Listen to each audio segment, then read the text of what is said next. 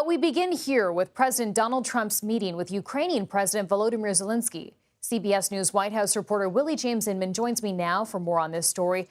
So what were the big takeaways from this big meeting today?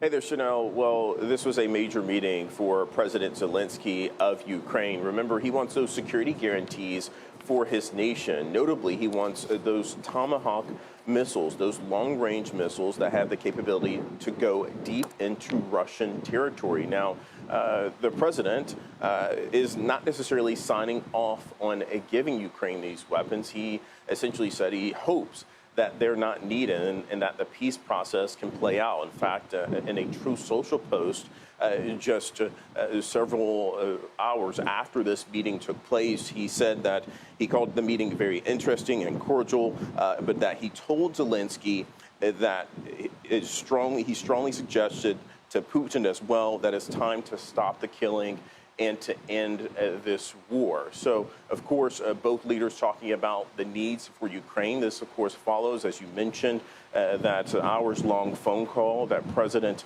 Trump had with President Putin. But today at the White House, President Zelenskyy trying to make the case in terms of why his nation needs those long-range missiles to be able to change the calculus of this war. And he suggested a trade, in fact, for Ukrainian drones and that technology for these Tomahawk missiles. So that was a notable moment during that meeting today here at the White House. And Willie James, we know that there is going to be a meeting between President Trump and Russian President Vladimir Putin sometime in the next 2 weeks. What more do we know about where and when that meeting might happen and what their relationship is right now?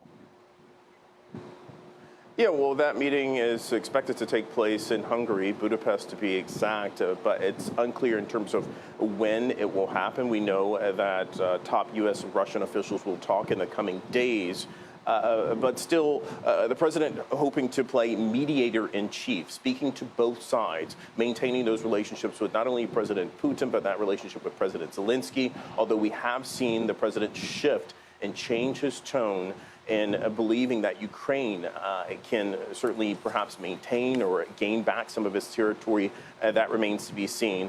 But the president focusing here, trying to play the mediator-in-chief, trying to get a resolution to this conflict that has really bedeviled his presidency since he took on that second term, Chanel. A very fragile situation. Willie Inman, thank you.